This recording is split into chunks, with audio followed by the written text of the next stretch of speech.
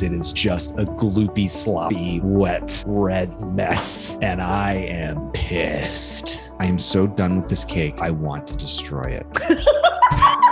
Fist meat cake. Boom, cake flies everywhere. I mean, it definitely was a crime scene. Cake, I'm done. Thou art dead to me. And we can't get angry because that's when we lose control. All this stuff associated with anger. The body keeps the score. I swear it does. The expression of anger, the expression of frustration, as long as it's not towards another living being, is not only helpful, healthy, but even constructive in building things from that place. Mm-hmm. Out of imperfection can come a perfect trifle. For trifles, reach it, Elizabeth. Oh my God, my cheeks hurt.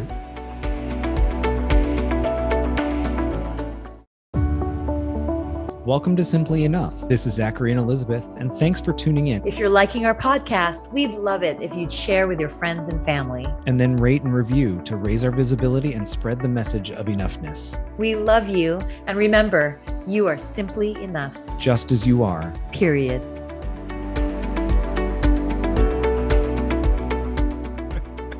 Hello, everybody, and welcome to Simply Enough. I'm Mr. Zachary Leonard. And I'm Dr. Elizabeth Ignacio. Dr. Ignacio, can you believe it? This is our 31st episode. Is it really? Yes. Oh my goodness. Thank you everybody for being on this ride with us. Isn't that crazy? It's awesome. It is. It really is awesome. Literally awesome. Thinking about when we started and where we are now, I'm just floored. I really am. So yeah. And listeners and viewers, thank you for being with us. And please, honestly, keep sharing because we are seeing an uptick in our viewership and in our listening subscribers. And I have to say, it does feel great just to know that the messaging is resonating. So please keep sharing. Okay, I've got a story that I need to share. I was reminded of it the other day. I am a baker, which I know you know, Dr. Ignacio, but for our listeners, I like to bake. And I was, silly enough to want to try to get into baking while living in Hawaii, which for those of you that don't know, many homes in Hawaii don't have air conditioning because electricity costs are so expensive and whatnot. And so you're dealing with different elements, heat, humidity, and baking likes things cold. They like things dry, a friend of mine. It's very precise. It's very much a science. And especially for anybody that's watched any kind of bake-off show on the Food Network or HGTV or whatever, and they're using fondant or they're using icing or frosting or whatever, cold is better. Cold and dry is better, not warm and hot. So anyway, a friend of mine jokes that my attempt to learn how to bake in Hawaii is the equivalent of a skier trying to learn how to ski on a double black diamond, like the hardest slope possible with like no skills, anyway. Yeah. Okay. So which is why I bake out of a box. Add water. Okay, here we go. Pop it in the oven. Go ahead. Sorry to interrupt, but which sometimes those are delicious and good enough, right? Good enough. Exactly. Yeah. So anyway, this particular event, I was making a cake for a celebration, and I was making a red velvet cake with cream cheese frosting. Ooh. So yummy. One of my favorites. And I made a sheet cake, so a 9x13, that I was going to cut in half to make 2 layers, put cream cheese in the middle, and then I was going to frost and then decorate the cake to look like the logo of the organization that I was a part of, so that, it would be like a fun little way to celebrate. So classic Zach fashion, I decided to do this 8 o'clock the night before. I mean, luckily I know.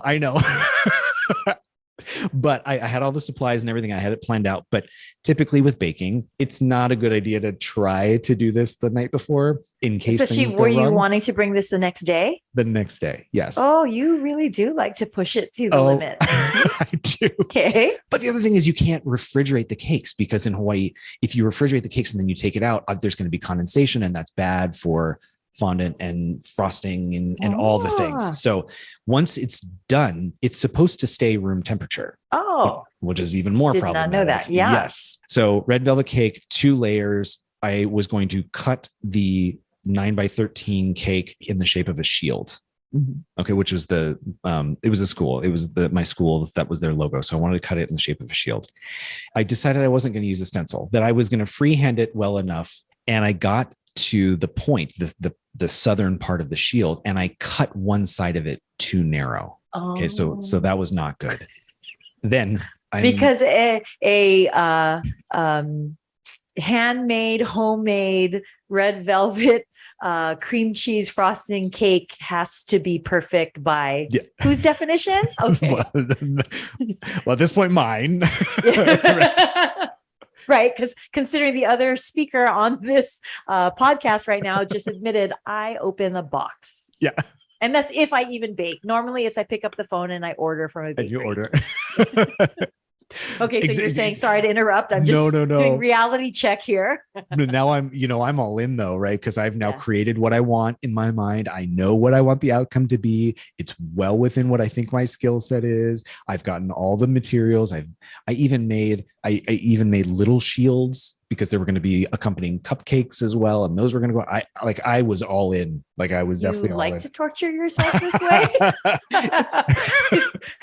It is a form of therapy for myself. Baking is. However, I mean, we'll get to it, but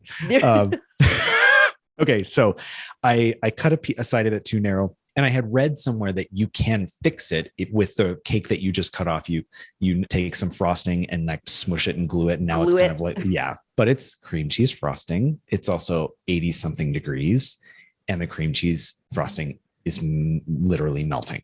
Okay. And I couldn't like recut it because now my shield, which was supposed to serve, I don't know, 30, 40 people plus the cupcakes. Like if I recut it, would have been smaller. So now the size of the shield is like dwindling. Okay. So I'm like, oh, I'll just fix it. I'll just smear some frosting on it and glue it on there. Well, as I'm doing that, the cake of the actual shield, not the part that I'm adding, is pulling off. So as I'm adding frosting, the frosting is grabbing the cake that I want to stay there and it's pulling. So it just keeps like falling off. So my shield, which is somewhat narrow on one side, is now really narrow and starting to get even more. So rather than like a en face facing shield, it's a profile of a shield. Exactly. It's like exactly. Got it. And you can imagine, it's now 11 o'clock at night. You can imagine I am getting worked up. I'm getting frustrated and it's not going right. And everything that I'm doing is making it worse. And I keep believing it's going to get better. So I keep trying more and more things, more and more frosting. And you know, there's a saying, the enemy of good is perfect. Well, yeah. Because I'm sure it was good and even great, but you wanted perfect. I wanted perfect. Yes. I hear you. I hear you. Guilty of that myself in many things. My friend calls us full maximums. Like we go at everything full maximum. I was full maximum on this. Okay. So anyway, I'm getting really frustrated. It's not going the way that I want. The cake keeps falling apart and it keeps melting and the clock is ticking. And the clock is ticking and I'm tired and there's just oozy, creamy cheese frosting everywhere and little red velvet cake pieces everywhere. And I'm getting so worked up. I hit the point where I'm like, it is no longer going to be salvageable. So I can't even make cake pops out of it at this point because it is just a gloopy, sloppy, wet, red mess. Okay. And I am pissed. Like pissed. That's your emotion from it. Is that you're pissed? Oh, I'm angry. I'm pissed. I am frustrated. I am all the things. And my husband's sleeping, just tucked in bed, doesn't really know what's going on. Kitty cat's on the counter, like, what are you doing? Like, what the heck is going on? But is the cat looking at you with the head tilted? Yep. Just Daddy, something's not right here. And then, like occasionally running away because he senses like, oh, that this is not good. Yeah. Right? The vibe is changing. Yes. Mm-hmm. But okay, so I've got all this anger, right? And this like frustration and all of these feelings and these emotions and stuff. And I like didn't know what to do with them. Like I did, but I just had this emotional baggage. It felt a little like there was a lot of pressure. And then I look at this cake and I have this thought, like, I am so done with this cake. I want to destroy it. I want it gone. Okay. I want it gone. Gone. Cake, I'm done. Thou art dead to me. Eddie Izzard, who's a stand-up comedian, does this whole bit where he talks about like cake or death, and it's a whole bit in his show. So without like taking us too far on a tangent, it's a saying that my sister and brother and I always say to each other: cake or death. Well, at this point, it was both cake and death because it was going to be cake death. Okay. Now, I am somebody who has always believed like you need to control your anger, and anger isn't something that should, take over you, and anger is not necessarily the healthiest emotion, and we can't get angry because that's when we lose control, and there's all this stuff associated with anger, right? And I am trying to control that anger, recognizing that I'm done. But in this moment, I can also say, I know I'm going to channel this in a way that's going to be helpful for me. So I looked at the cake, I looked at my fists, I looked at the cake again, and I made a choice. Oh. And that choice was, I'm going to destroy the shit out of this cake. Fist meat cake. That's the choice you made. And that's what happened. And I am banging the shit out of this cake. Red velvet is with your hands. With my hands. Your bare hands. Yep. Is banging assaulting the said cake. Said cake. Okay. Not the cake's fault, but the cake is getting it. Okay. Now our kitchen was set up so that there was a window that accessed the walkway to the elevator. So people walking by, if they were walking by, could see the back of me pounding on the counter and just red shit just flying. Like who They're knows? Thinking it's flesh. It's could be flesh. It could be, right? I felt so good after, and I looked around, and it definitely was a crime scene. Red and everywhere was everywhere. And I knew that was going to happen, right? It's not like I put tarps down or anything first. No, I knew it's 11:30. I'm going to be up another hour and a half cleaning up, and I don't care. So I go in and I wake up my husband and I said, you need to come with me. But before you do, just know I made a choice and it will be clean. So be honest, you weren't waking him up to have him help you clean up. Nope. You? No. Okay, nope. Just making that clear. Nope. On the off chance that he were to wake up, which sometimes happens, and to just wake up and be like, how's it going? How are you doing? I didn't want him to walk into this and be like, what's going on? Right. I want him to know this was on purpose. So he comes out, his eyes were huge, and he's like, oh my God. And I said, yep, I did this on purpose. I'm very happy I did this. I will explain to you later. You just need to go back to bed. All will be clean. He's like, okay. Like he knew, like this never happens. This is a problem. I'm going to walk away from this right now. It's clearly something. Did you take pictures in this world of social media? No, you didn't take pictures of the crime scene. The one thing I regret of all of that is like setting it up on on like a phone stand. So there's slow-mo of me like, boom, cake flies everywhere. Boom, cake everywhere. Cat goes running. Donkey Konging my way through this cake. I can totally see it. And I'm with you. I get it. I'm with you. Oh my God. I spent the next hour and a half finding red velvet cake in places that I had. Our kitchen never looked more clean than it did after that moment, because that cake was everywhere. And I was laughing and giggling and happy, and all of that anger, that frustration, all of that I, typically would just put somewhere and like never touch again, just could come out. And I was giggling, and I don't think I probably ever slept better, of course. And no one knew whether or not I was going to show up with the cake or not. That was my own surprise. So like they weren't privy to any of that. There's no expectations, right? There was no expectations. But I was just reminded the other day when I was going through, I was baking something, I was going through the supplies, and I saw the red velvet dye, and I saw the shield, the stencil that I used for the small cupcakes, not for the big one. And I just started laughing, and came right back to that same place of the release of all of that, that pent up anger. That it had a place to go. And I just wanted to share it because I just thought it would be a story akin to the waist trainer or the happy pads, like, what am I doing? But in this case, it wasn't what I was doing. It was like, I'm doing this intentionally to help myself, Yeah. And to release anger, because anger is natural. And honestly, what did you say a few minutes ago in terms of the belief that anger is bad or anger is unhealthy? Mm-hmm. The truth of the matter is anger is an emotion. Yeah. And really, like any emotion, it's not so much that we should be labeling any emotion as good or bad. It just is. Mm-hmm. It's the repression of it, or it's the extreme of it Mm-hmm. that, is a problem. And that's where it's unhealthy.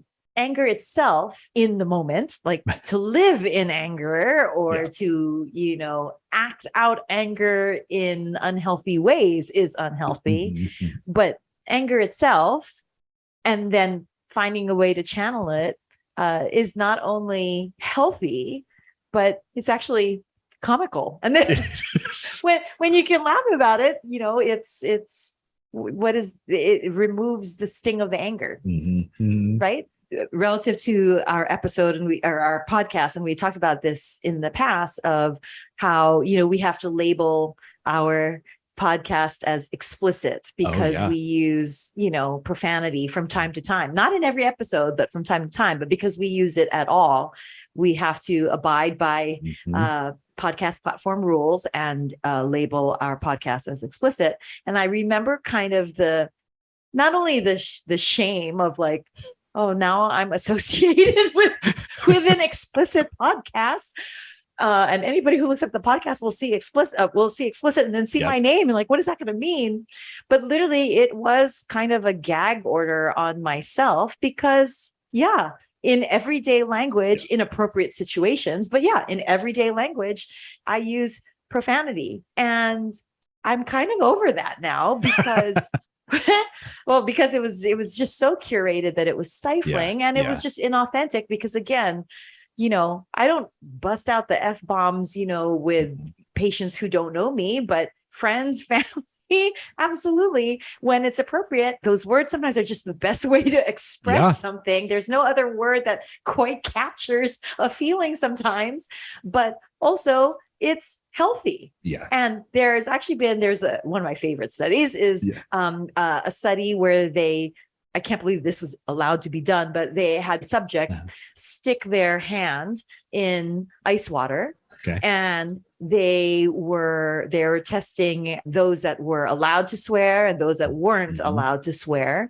And this was supposed to be, whether it was or not, it was supposed to be kind of a measure of resilience and the ability to have grit and tolerate and withstand difficult situations. And those that were allowed to swear were actually able to withstand and persevere longer in their hands in the ice water. Wow. And based on that study, there's been other studies too, testing grit and resilience and profanity. And number one, yes, the permission to swear has allowed increased grit and resilience. But also, interestingly, other studies have shown that it is a means of communication and connection forming.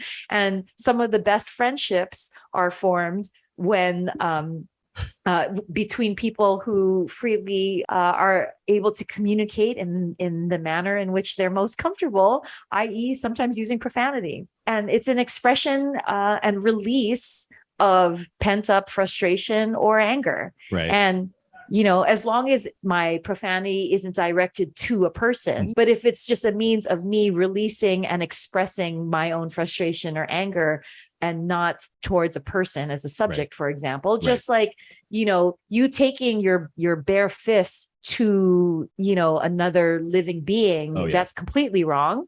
But taking it out on a cake, well, better a cake than a living being, right? Well, same thing. I'm not saying that, it is, and I have regretfully done so and am ashamed by when I have in my more emotionally immature times of my life used profanity at a person and towards a person, which I just cower in shame in recollection of that. That is not healthy and that is harmful and that is bad and that is shame on me. But the use of profanity, for fuck's sake, God, that felt better to say that. I'm even dancing around using, I was like, is she going to say FFS? I'm like, FFS? No, for fuck's sake. I swear sometimes. And it's not directed towards a person or against a person. It's just me expressing, you know what? I don't have to hide behind that. And it was liberating. I was reading a magazine article about Gal Gadot, who is the actress behind Wonder Woman. And anybody who knows me and has heard this podcast throughout our episodes knows that I love Wonder Woman for many reasons. So there's this article, and here she is, this gorgeous, always seemingly put together woman. And this article in a very mainstream magazine, she had F-bombs and they didn't use the asterisk or the words were right out there, and she was allowed to use it. And Brene Brown, who is like such a touchstone of humanity and vulnerability, as well as academia, she drops profanity all the time and jokes about it. And it's actually that authenticity that makes her real and accessible, that it's not all rainbows and unicorns, happy Pollyanna, nor is it sterilized scientific academia. This is real. So the expression of anger, the expression of frustration, as long as it's not towards another living being, is not only helpful, healthy, but even constructive in building things from that place. And I wonder if some of those moments, speaking just for myself, those moments of an outburst of anger that directed towards somebody else, I feel like that probably was a result of me suppressing anger in other ways that couldn't come out in more constructive ways, that this was like such an explosion. And I did regret it that now I'm directing this at another person. When I taught first grade, we had an angry corner where we let kids go. Like you do what you need to do. If you're having a moment and you just need to scream into a pillow, or if you just need to like crumple some paper, or you just need to like bang some, go do that, right? Because who knew what was happening to that first grader if they couldn't just let it out, that then if they went out to play or they're at the lunchroom and something happens, what they carried with them into that moment that may impact or influence their next decision. And I gotta say, I had this one first grader. Oh my God, I loved him so. I mean, I love all my kids, let me say that, but I just loved him so much. He loved the pillow. So he would just go over. And if you've seen Lilo and Stitch, there's a similar moment where Lilo and her sister Nunny are really frustrated with each other and they scream into a pillow. That was literally him. And he was so cute. And he just would go into the corner and pull it up on his face. But the thing was, he would pull up on his face, but because he had a hard time breathing, he would pull it away just a little bit. So it didn't ever muffle the sound. So he would pull up to his face like he was going to scream, and then he'd pull it away and he'd like, ah, well, of course we all hear it. Right. So now I had to like pull him aside and just say, well, we'll just call him Christopher. Say, Christopher, fantastic job. I'm noticing that you're using the corner to help yourself out. You might want to bring the pillow a little closer because we can hear you. And he's like, oh, okay. So then he had to go over and try it again and pull up the pillow. Right. And he's like, but Mr. Leonard, I can't breathe. I said, I know, but if you take a big breath and then let it out real quick. Let it out real quick and then pull it away. And he goes, but I have a lot of anger. And I said, okay, then maybe do it in 3 or 4 breaths, not just one. He's like, oh, okay, I'll try that next time. Yeah, because it's not the anger itself. Yes. It's the denial of anger, and it's the repression of anger. That is what's unhealthy.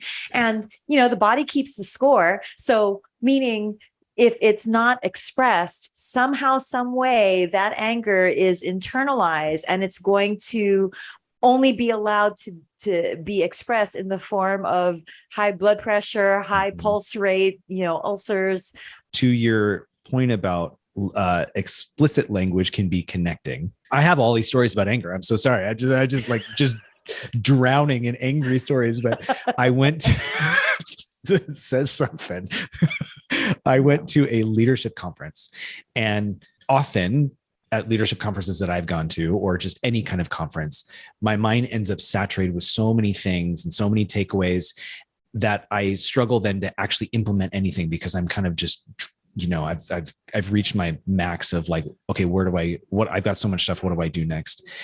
Sometimes I will admit that I go into them a little bit guarded. Like, am I actually going to get something helpful? So I'm at like day 3 of this leadership conference.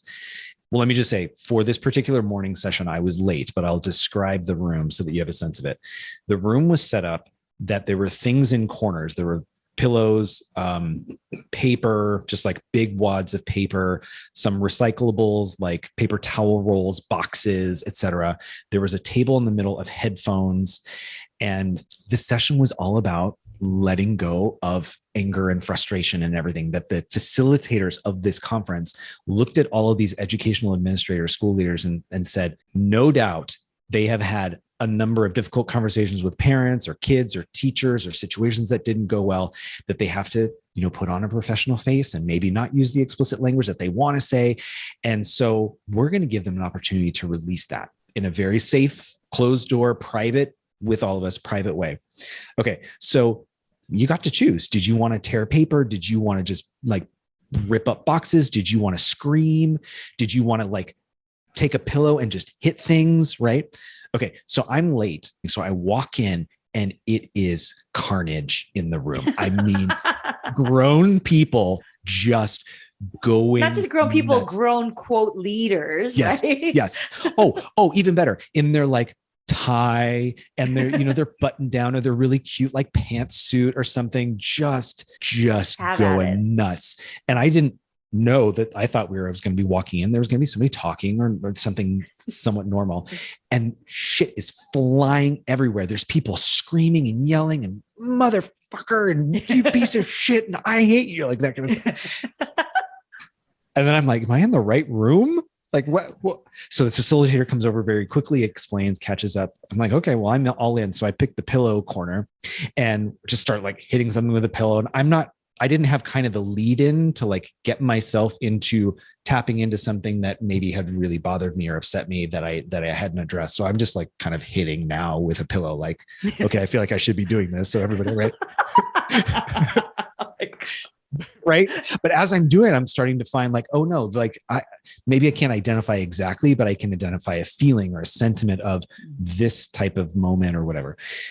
Well, to your point about connecting, I ended up kind of getting into a pillow fight with somebody there, which is not what we were supposed to do. We were not supposed to hit another person, but there was something joyful about it and laughable. Like we had now crossed into past the anger into like the silliness of it, etc. Yeah. And I still keep in touch with those people. We check in all the time. Hey, how's it going? Blah, blah, blah.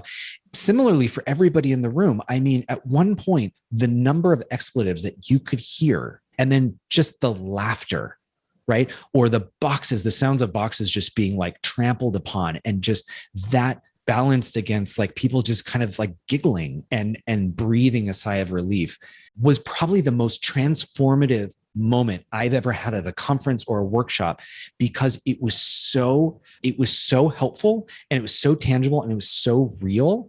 And then it gave me so much that I didn't have to then take with me. I got to let go of something at the same time. Exactly. Right. And I'm just giggling because Zachary, you realize that your 2 stories were about some form of destruction. Destruction, I know.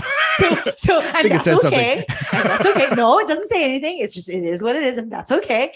I will say for our listeners and viewers too, that that's not the only way to release anger. And it just comes to mind. I had lunch recently with some youth athletes. They're all teammates. And it was so funny because one of the kids, he's a rising senior and is looked at as being the anointed team leader as a senior. And the irony is this: he is so nice and so smiley and has such a huge heart that I was just kind of like, I'm kind of surprised the position that he plays on the soccer team is a really, tough one. And, sometimes honestly, you got to play dirty to play in that position. And as a team leader, he just seems so like, huggy wucky. Yeah. Like, where is the fire going to come from him?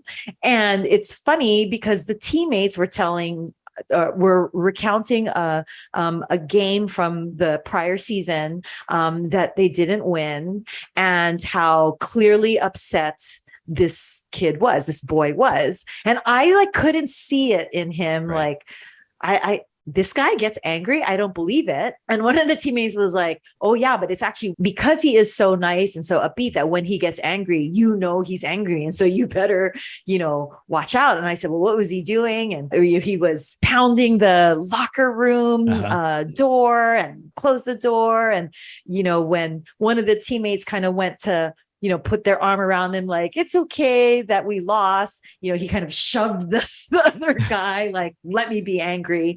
And I was like, I actually kind of identified with him a little bit, because some people, because I was, a cheerleader and my personality is a certain type or a certain way, can't imagine me sad. And actually can't, and they actually feel uncomfortable when I'm sad. And then also when I'm angry, they're like, holy shit, she's pissed. And I kind of identified with this kid who I am placing my narrative on him about, oh, what a nice, almost teddy bear. But no, he has that like seething fire in him, and expressed it after that game. But the more telling example of how intense he is as an athlete, no matter how nice he seems to be, how intense he is as an athlete, is there was another tournament and he was on the travel team, and he himself is telling us this story now, this time, because he was laughing at himself as his other teammates were talking about, how he was hitting the locker room doors and all that kind of stuff. He said, oh, well, here's another time. And so he shared this story of how he was on a travel team, and it was actually, they had multiple games because it was a tournament, and it was a winless tournament. Like, they didn't win a single game, and he was pissed. And he said the last thing that I expected out of his mouth, which was, so when we got back to the hotel, like, I just cleaned. That was like the cleanest room I have ever been in. And the teammates just left me alone because I just had to clean, because I didn't want to take it out on anybody, and I didn't want to yell at anybody, but I was so pissed that I just cleaned. It was the cleanest room I've ever been in. And I just couldn't help but giggle, because I was like, what a way. And two things from that. Number one, he recognized that he was angry. He recognized that was the emotion that he was feeling. And he allowed himself to feel that feeling, which is, I'm pissed. And then he channeled it in a different way, as opposed to destruction. He actually channeled it into cleaning the room like nobody's ever seen a room before. But he recognized and acknowledged that it was coming from a place of anger. And then did something with that anger. So that, like, a positive spin in terms of anger is not only okay, but it's healthy and necessary to acknowledge it. And then you can beat up a cake if you want to, and that's okay. I'm not saying that's bad, but there are other ways to express it. Another way that I, as a sports medicine doctor, there are some people take running, for example, and I've had a number of long distance athletes, especially, say, running is my church, and that's how, I release stress and that kind of stuff. And that's all great, and that's all good, and that's all true. That is a way to release the energy. But I'll tell you that there are still some. I'm not picking on runners. I'm just using this as an example. But there's still some runners I know, ultra marathoners, that can run 100 miles at a time, and I get it that they're releasing energy, yet there's still some pent up anger there, or pent up frustrations over things, whether it's their relationship or whether it's work or whatever. And though they are releasing energy and they're releasing stress, if they could be mindful and name it before their run and say, I am running because I'm so pissed about blah, blah, blah, blah. And now my footfalls are going to be harder, or my pace is going to be faster. To actually recognize it, name it, and have that purpose of that release of energy. Then you're really not just releasing the stress, you're truly releasing the actual emotion of anger. Because if you just release the stress, if you just release the adrenaline from it, but yet not naming it and releasing the emotion of anger, there is still going to be a remnant of anger or frustration in you. But see how there's a positivity of that release. And even they're framing it themselves like, I'm an athlete and I'm a runner and I released my stress, and good on them. Like, that's awesome to take it just one step further, no pun intended, by saying this particular run, I'm running because I'm pissed at my boss, or this particular run, I'm running because my child is disrespectful, or I'm running because my wife or my spouse or my partner fucking was disrespectful to me. And you run with that purpose, or you lift weights with that purpose, or you climb rock climbing with that purpose. Then you're not just releasing energy and just releasing stress, which is important. You are literally naming, identifying, and therefore releasing that emotion in a positive way. Which in the case of the cake and the corner in my first grade classroom and that leadership conference, each time, so I made the choice, like, I'm so angry, I need to figure out how to take care of this. So I want to destroy this cake. Named it, right? As a child went into, and we had there was a creation aspect of it too. And there was also music. So the students could put on headphones and just listen to certain kinds of music. Now, it wasn't a physical release, but the act of listening to certain kinds of music helped some kids let go of whatever that, the anger, the frustration, whatever that emotional, that experience was. That was another option in the anger corner, or we didn't call it the anger corner, but the take a break corner, that was an option for them. But they named it, right? Like, I'm going in here because I am blah, blah, blah. Same with that leadership and design conference. That morning was about the release of anger, the release of that stress, that frustration. So I think it's an important point that you brought up specifically about the runners, but anybody that's going to enter into any moment where they're going to release them, naming it is very helpful, right? Yeah. To your point. To name it and recognize it, and recognize that's the point of however and whatever you're going to release it. And if we can go back to profanity, for example, the shame that we might feel and the inappropriateness. And I'll be the first to admit, there are times that it is inappropriate. I mean, we live within a social construct. I'm not here to ignore, social niceties in a social construct. But I, at least as a Filipino, have the benefit of, if I really need to curse, to be honest, if I really need to release anger, but it's not quite the environment that I should, provided that there's nobody else in the room that speaks Tagalog, I will curse in Filipino just to get it out. So rather than saying, for fuck's sake, or, fuck it, or whatever, all of the putang ina, then I can release it. And it's, within the social constraints and confines of what is appropriate, but I'm still recognizing I'm angry, I'm releasing it, and then I'm done. For those that don't speak Tagalog or any other language, if one can be armed already with their own secret, quote, appropriate words that one can say in a moment to release it without falling outside of the social confines, that's a helpful tool. So I encourage everybody to find their own putres, putangina. Like it's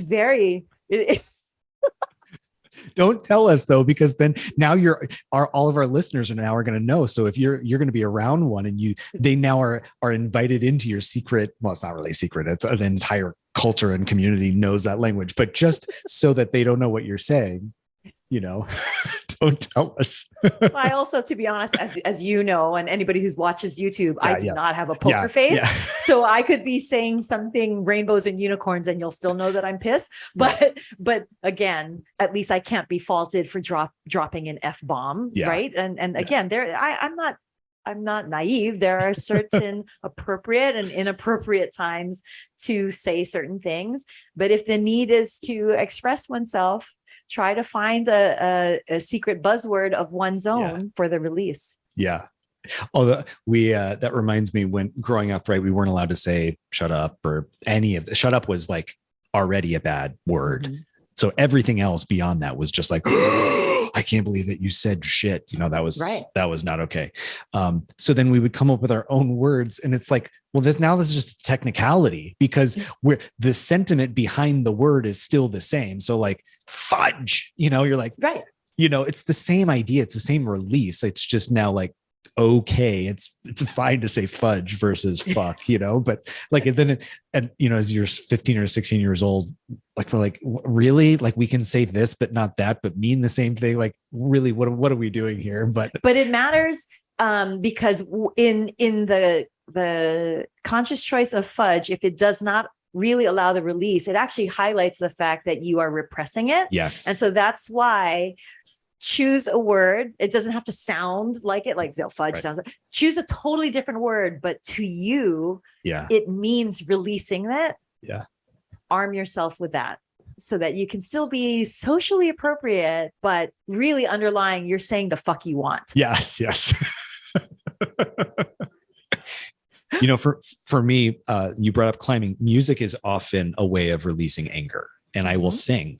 I will get in my car, or I will go into my bedroom or whatever and just sing. And it reinforces to me that there is some physical thing that has to happen, at least for me. I don't know if I'm assuming that there is a need to do something physical, but for me, hitting the cake, yes, that was a violent way of doing it. But that, to your point, I'm not so destructive. To our listeners that don't know me, generally pretty easygoing. But in those moments, we'll find a release through music. That is often actually how I express things. And we'll play probably more elevated music with the intention of like, I'm going to sing the shit out of this song because this is my form of release. And actually, maybe I don't giggle like I did in the other moments, but I just feel so much calmer, like so much more relaxed. And I do have my playlist on my phone when I'm having a kind of moment. I put the playlist on, and even if I can't sing, just the journey that my body goes through listening to music is a way of releasing it. Right. The body keeps the score. I swear it does. I'm saying this as a doctor. The body keeps the score, because not every malady, not every ailment that is manifested physically is due to physical reasons. Mm-hmm. What we're talking about ultimately this whole episode is express yourself. Yeah. Release whatever it is. And it doesn't have to be one way or the other, right, wrong. I even think of painters, for example, that when they're pissed, you can see their emotion through their art. And it's not so much that they are any physically different towards the canvas and their paintbrush. Sometimes they might be, but it's still just some means of releasing and expressing that emotion. So it's not even necessarily the physicality of it, but somehow, some way, that release, that expression, express yourself. The emotion itself is okay to have, but so that you don't live in it, dwell in it, perpetuate it to the point of extreme, have it, recognize it, release it, and then move forward. I think that's a tremendous point that you made for everybody. I also really encourage our educators and parents to go back and listen to that again, so that you can help your children or your students identify when they are having that moment, and then give them strategies to help them channel it. Because I will say, I was the child that grew up believing that healthy expressions of anger didn't exist, and that anger was something you put away somewhere else, when there weren't those opportunities to say, yeah, you're pissed. Okay, go shoot some hoops, or go sing, or go dig into the garden and plant some things, or what do you want to do right now I never had those conversations. And so I think it's a very good reminder for all of us, adults, just as who we are, but also for our educators and our parents, to help our younger ones learn that lesson now. Right. Because what we have to recognize is the emotion and the having of the emotion, that isn't so much a choice. The emotion is the emotion, and there it is. You have it. It's the expression of it. That's where you have a choice. And again, it's not having that emotion is bad. Don't have it. It's you have it. There are different ways to express it. Some healthier than others, some criminal and not others, right? Yeah. So you have it, recognize you have it. Now you have the choice first of all, to express it or not. And normally the healthy way is to, in some way, shape, or form, express it so that you can release it.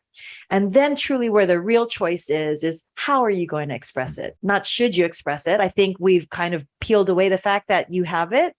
It's healthier to express it. Where the choice comes in, where the morality comes in, right? Yeah. And where the character judgment weighs in is how one expresses it. But the having of it, in terms of, like, for example, when we talk to kids, and honestly, we talk in many episodes about self-compassion and space and grace, the having of it, that's okay. So, tell your kids, tell yourself, tell the person with whom you're communicating, it's okay to have it. Yeah. You have it. It's okay to have it.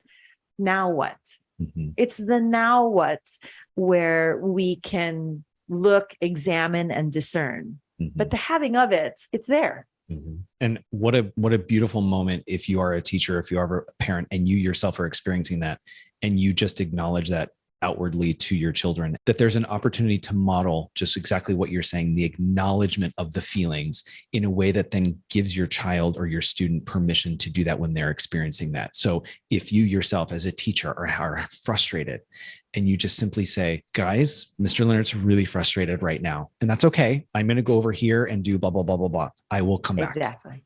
Yep. That will give them permission to do the same thing when they're feeling it, because then they will be like, it's okay to feel this way. It's okay to have that emotion. Then now what do you do after? Now what? Yeah. Exactly. For our listeners and viewers, the bigger takeaway relative to that cake story, which will be a different episode, but there's this thing called a trifle, which is when a cake falls apart. I am the master of failed baking. I'm a great surgeon, bad baker, but it's what you can make out of it, where great stories can come, which is take a fallen, collapsed cake, and now you make a dump trifle. So you take all the broken pieces, you put it in one layer, then you throw some whipped cream and toffee, and then on top of that, you put more cake layer, and then you actually have a beautiful dessert made out of a broken, collapsed cake. There you go. That's here you're talking about perfection with the fondant and the little shield and the perfect shield. I'm like, and when it all falls to shit, make a trifle. Well, remember I said I'm at the point where I can't make cake pops anymore. So my backup is always cake pops, which is like, even that there's perfection to it. Because you have to form the cake pop in this, and then you have to, I'm like, no, dump it into a bowl. Still tasty. Dump it into a bowl. Make a pretty layer on it by dumping whipped cream on it. Then dump more cake on it. It's a perfect trifle, right? Out of imperfection can come a perfect trifle. Oh my God, listeners. So you had no idea that you had podcast hosts and bakers. So send us your orders at simplyenough.me. I will never claim to be a baker. I would be insulting you bakers. Oh no. For trifles, reach at Elizabeth. Oh man, what a fun episode in such a weird kind of way, isn't it? Certainly very real. It's okay to be angry, everybody. It's okay to have anger. It's okay to have frustration. It's okay to be pissed. It's okay to swear. Because you are simply enough just as you are. Period. Oh my gosh. Bye, everybody. Bye. Love you, for fuck's sake. Love you. For fuck's sake. Mwah.